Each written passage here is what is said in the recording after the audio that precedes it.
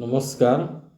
মই ইয়াৰ আগত দিয়া ভিডিঅ'টোৰ কিয় অংশ ৰৈ আছিল সেইখিনি আজি দিয়াৰ কাৰণে চেষ্টা কৰি আছোঁ। ইয়াৰ আগত আমি অশৌচৰ বিষয়ে বহুখিনি কথা কৈছিলোঁ। এতিয়া পুনৰ সেই অশৌচৰে ৰৈ যোৱা কিছু অংশ ইয়াত মই ক'ম।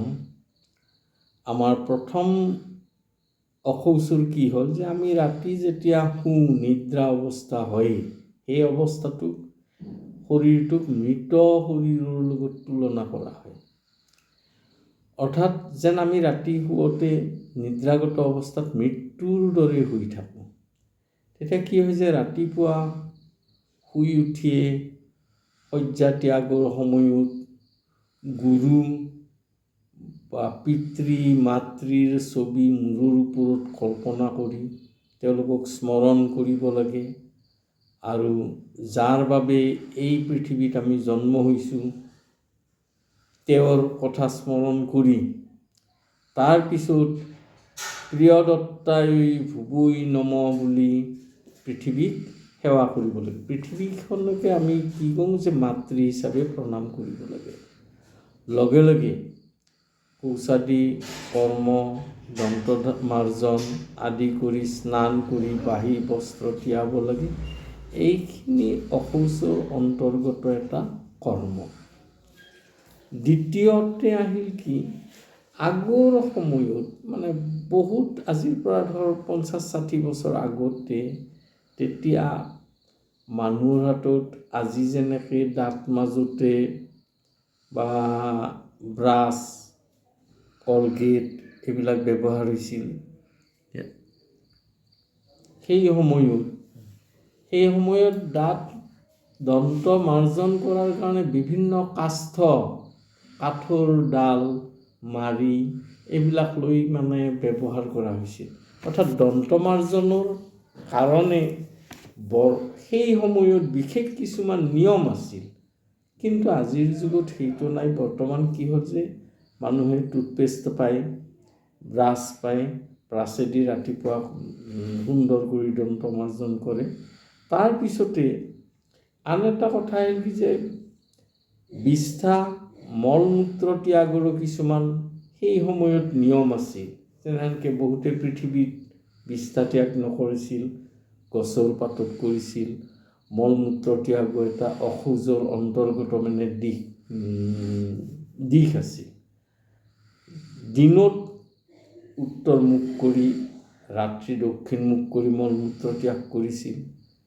এতিয়া মানুহৰ মাজত যিহেতুকে চেনিটাৰী লেট্ৰিন হৈছে, এই নীতি নিয়মবিলাক প্ৰযোজ্য হৈ থকা নাই। কিন্তু মল মূত্ৰ ত্যাগৰ পিছতেই পৰিষ্কাৰ পৰিচ্ছন্নতা, কাপোৰ কানি ধুই পৰিষ্কাৰ পৰিচ্ছন্নতা হোৱাটো এটা নিয়ম। আৰু এই নিয়মটোকে আমি কি কওঁ যে অশৌচৰ অন্তৰ্গত। মল মূত্ৰ ত্যাগটো অশৌচ। তেনেদৰে সূৰ্য, জল, গৰু বা ব্ৰাহ্মণলৈ চাই মল মূত্ৰ ত্যাগ কৰিলে গতায়ু হয় বুলি কৈছিল। গতায়ু মানে আয়ুস কমি যাওঁ বুলি কৈছিল। কিন্তু বৰ্তমান জনবহুল ঠাইত এই নীতি নিয়ম মানি চলাটো সম্ভৱপৰ নহয়।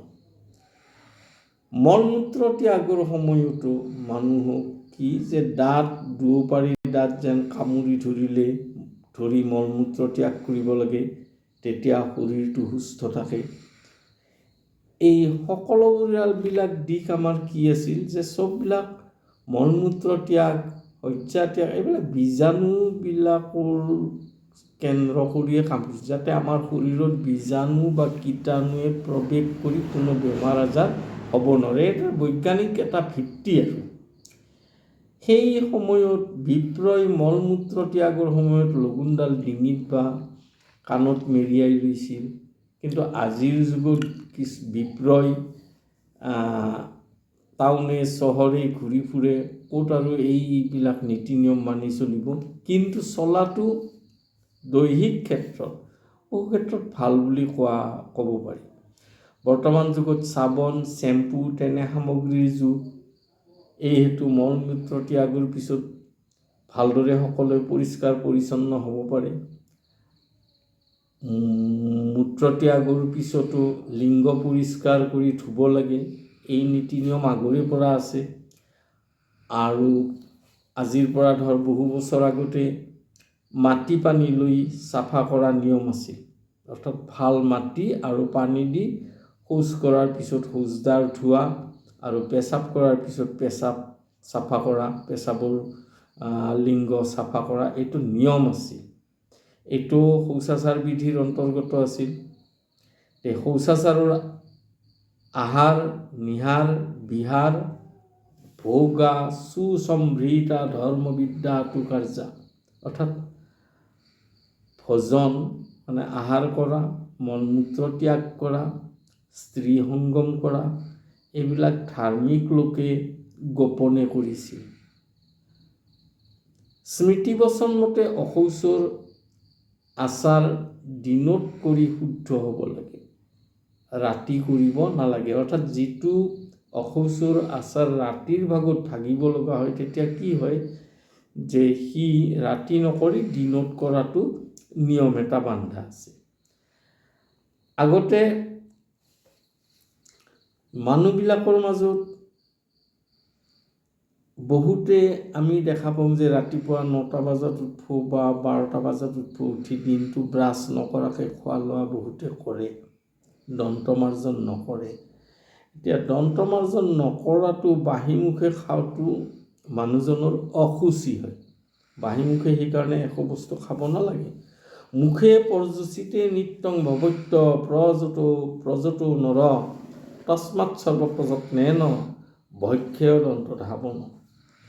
অৰ্থাৎ মুখ ৰাতিপুৱাই শুই উঠাৰ পিছতে প্ৰাতঃকৰ্ম কৰাৰ পিছত ভালদৰে মুখ ধুব লাগে আৰু মুখ প্ৰক্ষালন, মুখ ধুই খাদ্য সামগ্ৰী খোৱাটো এটা নিয়ম।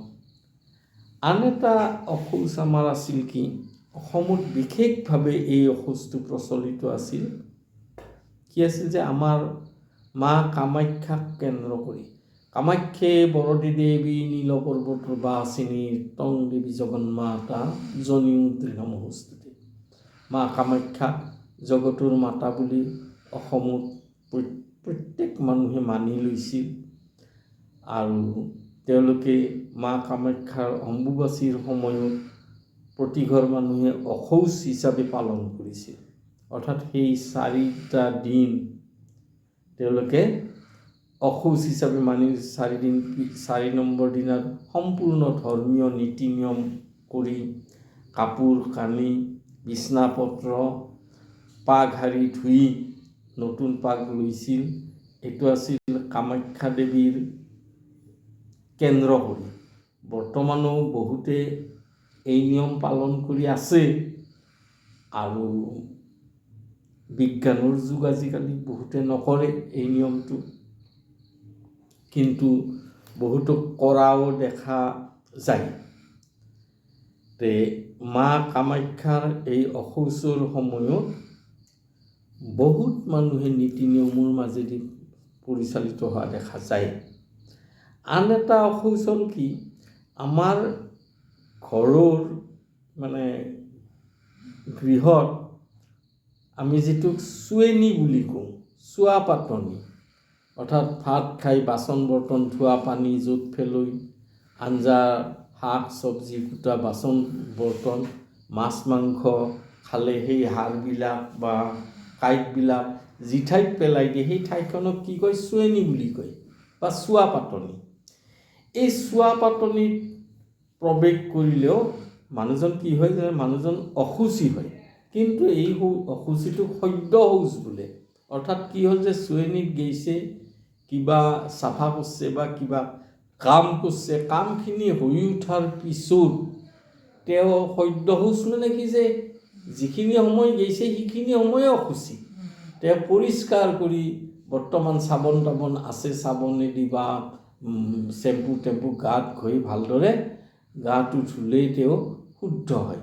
অৰ্থাৎ আমি দেখা পালোঁ যে আমাৰ চুৱাপাতনি বুলি যাক কওঁ সেইখিনিও কি হ'ল যে অশৌচৰ আন এটা প্ৰাণকেন্দ্ৰ।